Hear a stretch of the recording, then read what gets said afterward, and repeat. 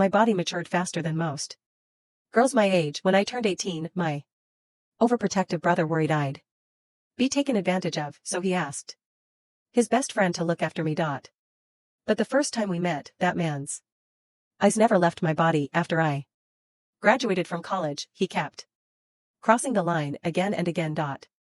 By day, he was my boss, and by night, I was his personal assistant. For 4 years, we kept our affair a secret. He molded me into exactly what he liked, and the worst part, I let him. One day, his ex-fiancée came back from overseas. He slipped out of my bed in the middle of the night and rushed to the airport to pick her up. Humiliated but unwilling to let go, I followed him there, only to watch him gently stroke another woman's hair right in front of me. He turned to me and said, "Jennifer Huckabee, 4 years ago, you were the one who crawled into my bed while I was drunk. The way you're behaving now, it's really pathetic." The way he looked at her was soft, and the way he mocked me was sharp and deliberate. I suddenly realized he was right. This was meaningless. So I lowered my head, texted my brother to tell him I'd accept the Sinclair family marriage proposal, then looked up at that man and smiled. All right then. Goodbye. Chapter 1. Marvin Huckabee, my brother, called not long after. I could hear the relief in his voice through the call, surely because he thought I had finally let go of the man I had loved for years. What he did not know was that the man I was madly in love with was his best friend, Devin Woodford. After hanging up, I picked up the resignation letter I already prepared and headed for HR. However, the process stalled at the final step. "Ms. Huckabee, if you want to resign within a week, you'll need the CEO's signature for approval." Devin again. Even at the very end, I still could not avoid him. I tightened my grip on my phone, walked to the end of the empty hallway, and dialed that all too familiar number. The ringing went on for a long time. Just as I thought no one would pick up, the line clicked. A strange female voice came through. "Hello? Looking for Devin? He's in the shower." In the shower. Those 3 words stabbed my chest like 1,000 poisoned needles. Nonetheless, my voice stayed calm, almost unnaturally so. "No need, thank you." Before she could say anything else, I hung up. The screen went dark, reflecting my pale face. Less than 2 minutes later, my phone buzzed violently again. I stared at Devin's name on the screen for several seconds before answering. "Did you need something?" His tone was businesslike, cold and detached. Just last night, the same man had been on top of me, whispering my name intimately over and over again. My fingers whitened around the resignation letter. "Mr. Woodford, there's a document that needs your signature before the process can go through." He gave a low hum of acknowledgement, then added, almost as an afterthought, "Oh, right. Stop by later and pack up the rest of your stuff. She's moving in. The apartment in the western suburbs is empty. You can stay there. I promised Marvin I'd take care of you." 4 years ago, he pulled me into his bed while drunk, tossing me the charity of being his bedmate. 4 years later, under the excuse of loyalty to his best friend, he was offering me a place to live. His carefully considerate gestures were so absurd, they almost made me laugh. "That won't be necessary, Mr. Woodford," I said, forcing a smile. "I'm an adult. I can take care of myself." Once he signed the resignation form and I finished my last handover, the ridiculous 4 years between us would finally come to an end. Me? I was getting married. I opened my eyes in the hotel room as morning light streamed in. For the first time in years, I felt more awake than in any morning I had spent by Devin's side.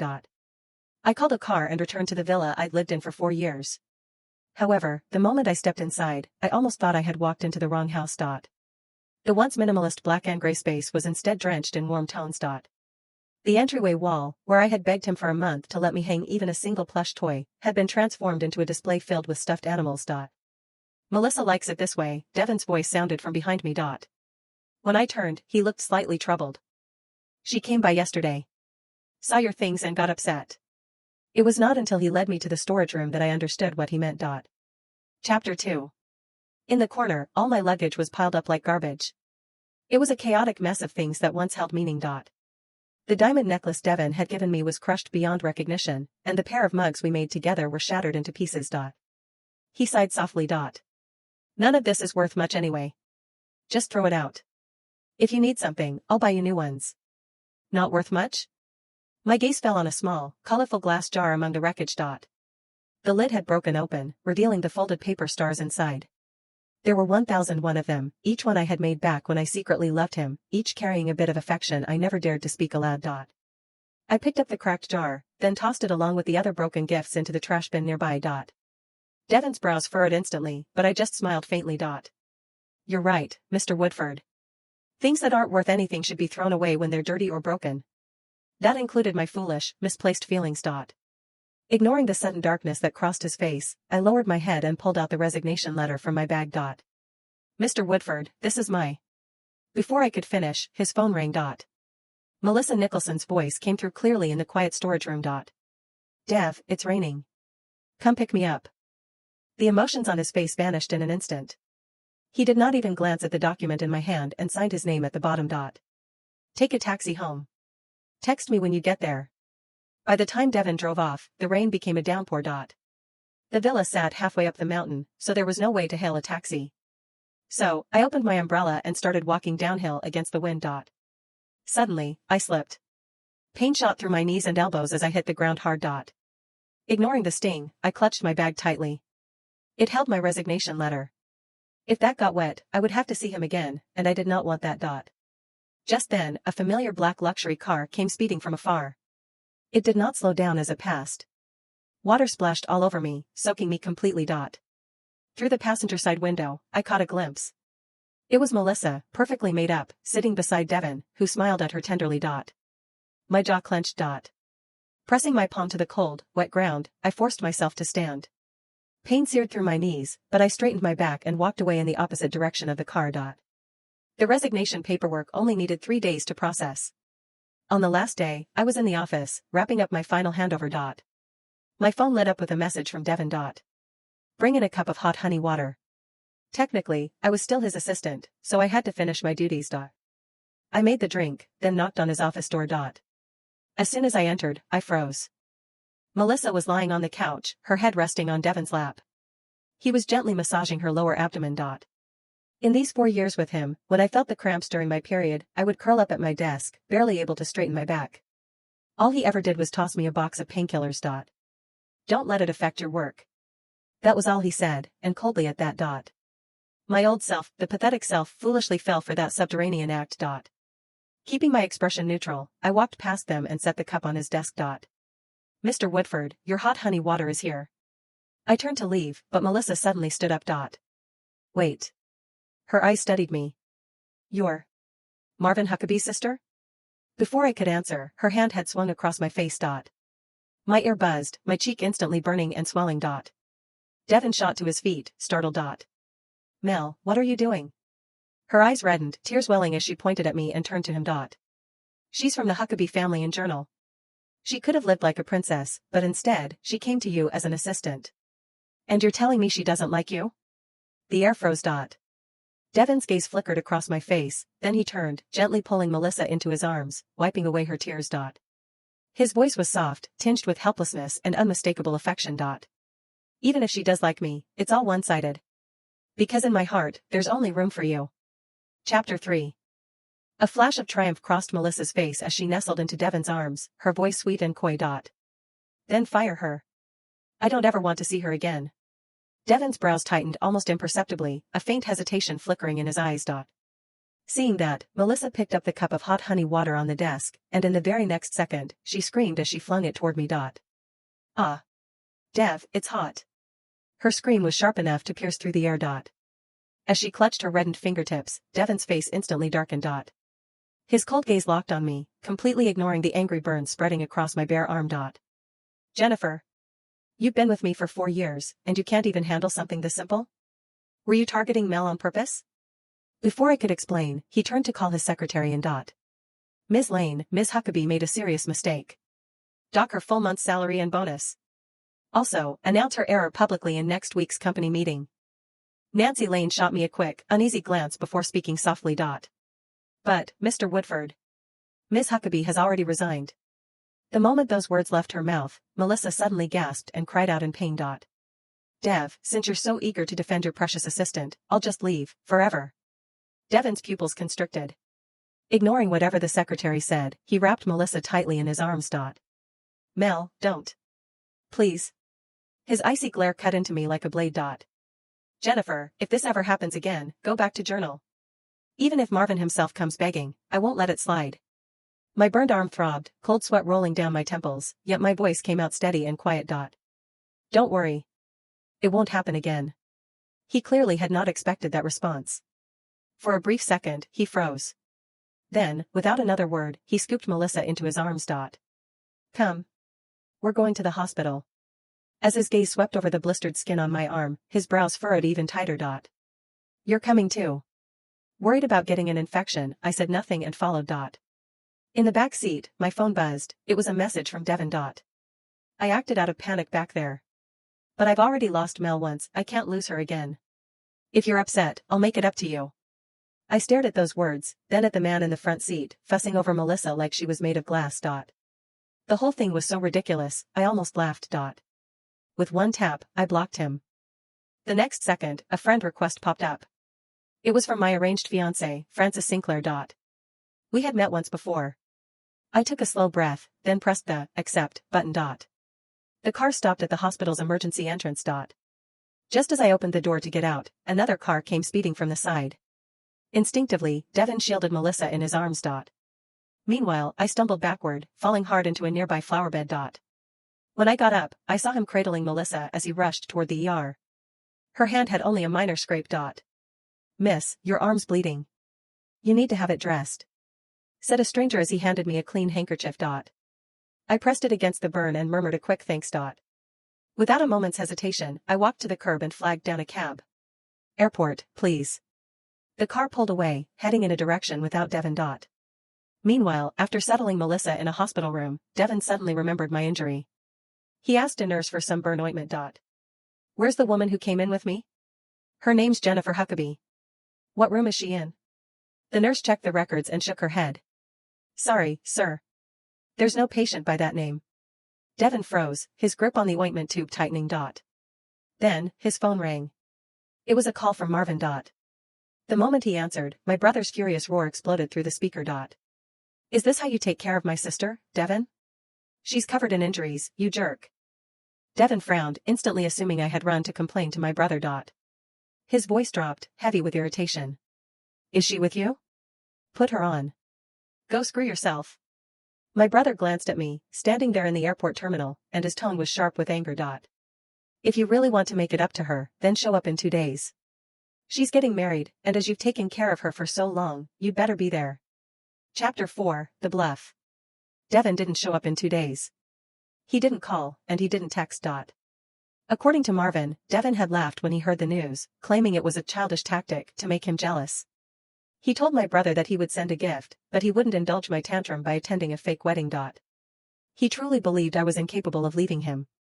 He thought my world revolved around his orbit, that I was a satellite that would eventually crash back into him if gravity, and his silence, did its work. But he was wrong. The wedding was held at the Sinclair estate, a sprawling manor by the coast.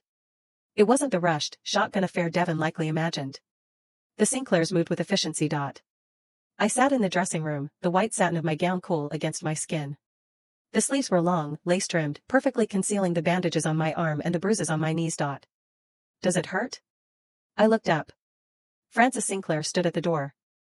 He was a tall man, broader in the shoulders than Devin, with sharp features softened by a pair of wire-rimmed glasses.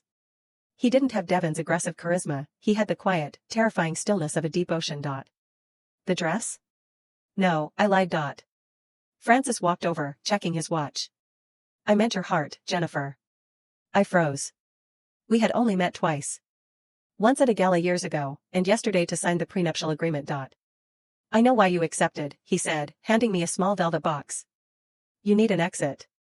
And I need a wife to stop my grandmother from setting me up with heiresses I can't stand. It's a transaction. He opened the box.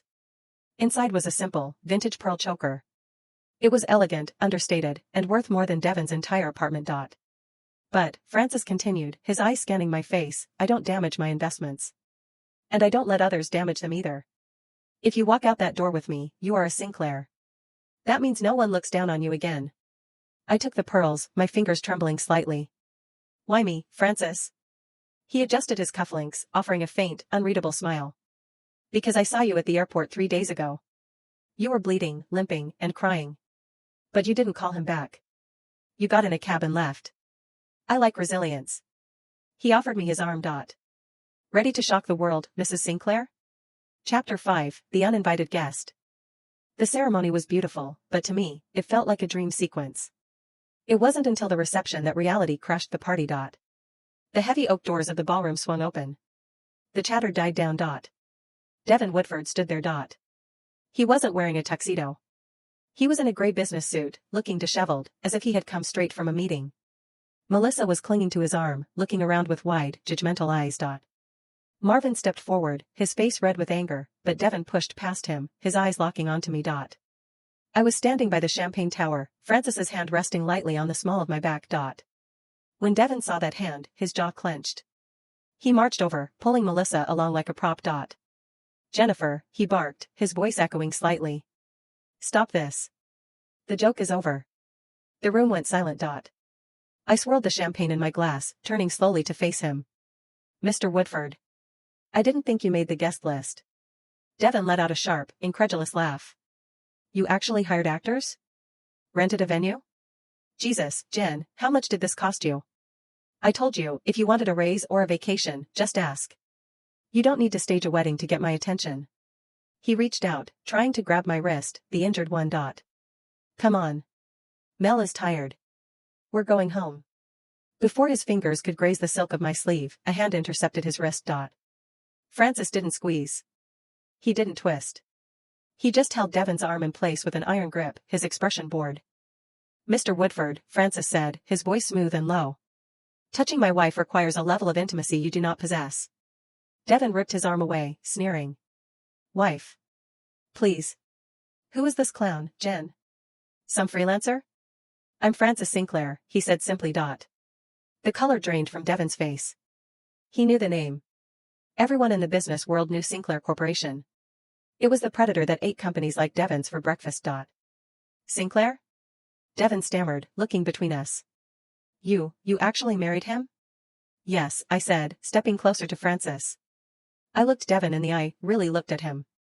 I saw the arrogance, the confusion, and the sudden, creeping panic. I resigned, Devin. I moved out. And I got married. None of this is for you. In fact, for the first time in 4 years, absolutely nothing I'm doing is for you. Melissa tugged at his arm, sensing the shift in the atmosphere. Dev, let's go. She's crazy. But Devin didn't move. He stared at the pearl necklace around my neck, then at the way Francis stood protectively beside me. You love me, he whispered, as if trying to cast a spell that had stopped working. You've loved me for years. I did, I replied softly. But then you watched your girlfriend burn me with boiling water and threatened to fire me for it. That kind of love doesn't survive, Devin. It dies. And it rots. Security, Francis signaled. 2 large men stepped forward. As they escorted a stunned Devin and a furious Melissa out, Devin looked back over his shoulder. His eyes weren't mocking anymore. They were terrified. Chapter 6, The Withdrawal. The first month of marriage was strange. I expected coldness. I expected to be ignored. Instead, I got peace. Francis was busy, but he was considerate. He noticed things. When he saw me struggling to blow dry my hair with my healing arm, he didn't make a big deal of it. He just took the dryer from my hand and finished the job, his fingers careful not to pull. You flinch a lot, he noted one evening over dinner. I looked down at my plate. Habit. Unlearn it, he said, pouring me a glass of wine. In this house, you don't need to walk on eggshells. If you break a glass, we buy another. If you're tired, you sleep. If you're angry, you speak. While I was healing, Devin's world was burning. Marvin told me about it with gleeful satisfaction. Without me, Devin's schedule fell into chaos. I had organized his life down to the minute. I knew which clients needed coffee and which needed scotch. I knew his mother's birthday, his allergies, and where he left his keys. Melissa tried to step in as his assistant, claiming she could do it better. She lasted 3 days. She mixed up confidential files. She forgot to remind him of a board meeting, causing him to lose a major contract. She spilled coffee on a server, destroying a month of data. My phone, which I had changed, remained silent. But my old email, which I still monitored for lingering handover issues, was flooding. From Devin Woodford. Subject, stop this. Body, the files for the merger. Where are they? Melissa can't find them. Come back to the office tomorrow. I'll double your salary. Stop playing house with Sinclair. From Devin Woodford. Subject, Jen? Body, I'm sick. I have a fever. You usually make that soup. Just bring some over. Please. I deleted them all. Chapter 7, The Encounter. 3 months later, I began working at an art gallery. It was a passion I had abandoned to serve Devin. Francis encouraged it. You have an eye for beauty, he had said. Use it. One rainy afternoon, I was arranging a display near the window when the bell chimed. I turned, a polite smile on my face, only to have it freeze. Devin stood there. He looked terrible. He had lost weight. His clothes were wrinkled, his eyes bloodshot. He looked like a shadow of the arrogant man I knew. It took me weeks to find where you were, he rasped, water dripping from his coat onto the floor. You shouldn't be here, Devin. He walked toward me, ignoring the staff-only sign. I fired her. I paused. What? Melissa. I broke up with her. I kicked her out. He said it like he was presenting me with a trophy. She's gone, Jen. It's just me now. He stopped in front of me, reaching out as if to touch my face, but stopping short when he saw the diamond ring on my finger.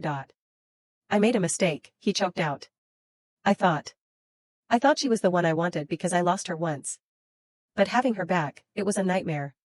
She's selfish. She's cruel. She's not you. He looked at me with desperate, wet eyes. I miss you. Not just the work. I miss you. I miss the way you smell. I miss your voice. I can't sleep. The apartment feels like a tomb. Devin. Leave him, he interrupted, his voice rising. I know it's a fake marriage.